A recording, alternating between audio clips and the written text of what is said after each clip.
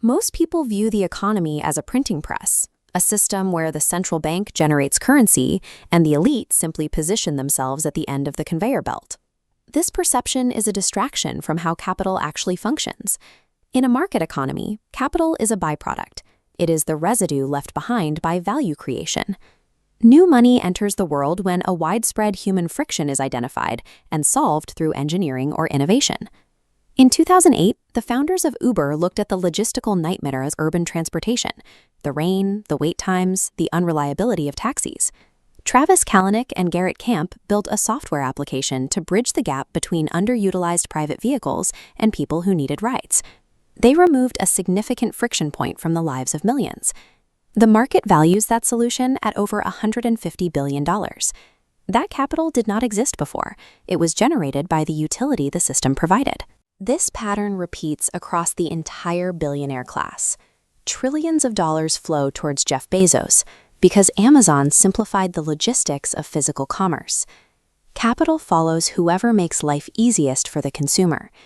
Chasing money directly is a path to stagnation. Chasing and solving people's problems is the mechanism of wealth. The scale of the financial reward is always tied to the scale of the problem you remove. Hard work is a virtue, but it is not a strategy for wealth. Even at high hourly rates, a human being is strictly limited by the 24-hour day. If your income depends on your presence, you have hit a mathematical ceiling. To break that ceiling, you must utilize leverage.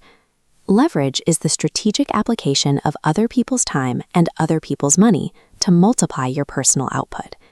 Consider a freelance engineer in New York charging $100 an hour. Working 8 hours a day, they generate $800. It is a high-status living, totaling nearly $300,000 a year. But the equation is fragile. If the freelancer stops working for a single day, the income stops immediately.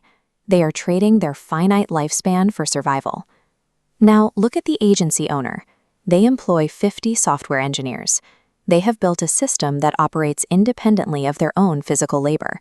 The agency charges a premium, paying the engineers $100 while keeping a $50 margin. That margin is applied across 50 people, each working 8-hour days. The owner now generates $20,000 a day. That is over $7 million a year. The agency owner may not write a single line of code, but they earn significantly more than the engineer because they architected a system of leverage. They decoupled their income from their time. The primary difference between the middle class and the wealthy is how they deploy an identical infusion of cash. A $50,000 windfall acts as a mirror for a person's financial psychology. The consumer response is to purchase status. They buy a depreciating asset, like a high-end vehicle, to project the appearance of success to their peers. This is a liability. It creates an immediate 20% loss of value once it leaves the lot. Between insurance, fuel, and maintenance, it is a constant drain on net worth. An investor takes that same $50,000 and uses it as a down payment for real estate. This is an asset.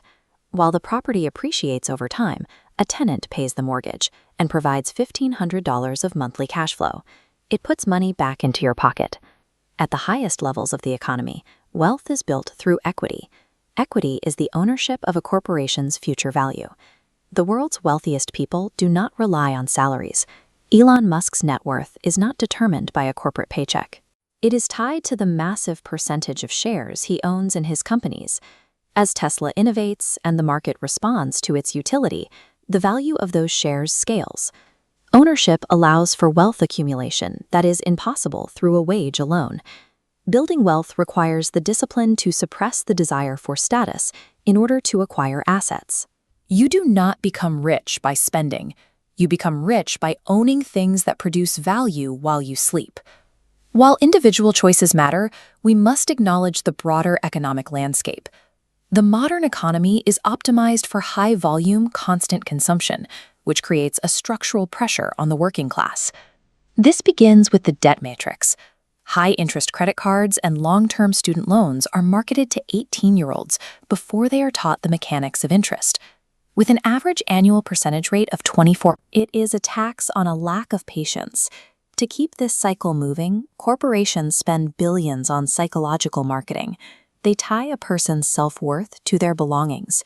By creating an environment where a failure to own the newest luxury good is seen as a social failure, they ensure that wages flow directly back to the elite who own the brands.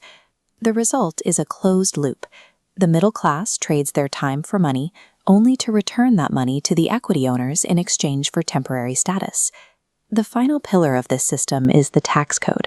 These laws are written to incentivize investment and business ownership over the earning of wages.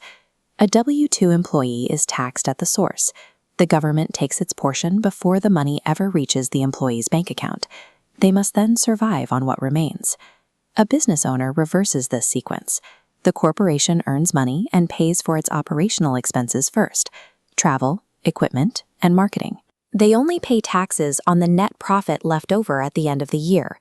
This asymmetry is compounded by inflation, a silent tax that erodes the value of currency.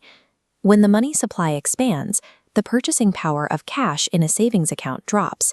This disproportionately affects those who store their wealth in dollars. However, equity owners hold hard assets like real estate and stocks. As the dollar loses value, the nominal price of these assets rises. Inflation effectively transfers wealth from cash savers to asset owners. These tax structures and monetary policies work in tandem to legally filter capital upward, moving it away from those who earn wages and toward those who own equity. The trap is real, but it is not inescapable. The solution relies on the compounding mechanics that allow capital to grow autonomously over long horizons. This formula represents the mathematical foundation of wealth. When a return on investment is reinvested to generate its own return, growth becomes exponential rather than linear. Look at the 35-year outcome. John spends his entire paycheck every month. Smith invests $500 a month into a diversified index fund.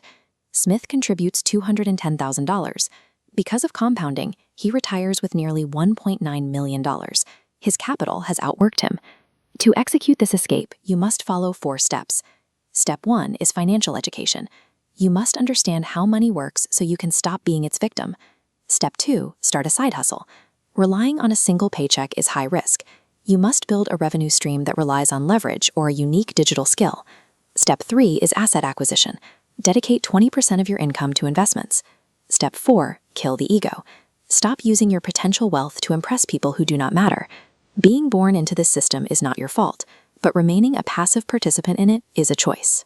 Once you understand the mechanics of equity and leverage, the responsibility to build your own escape plan is entirely yours. Build your assets. Get out.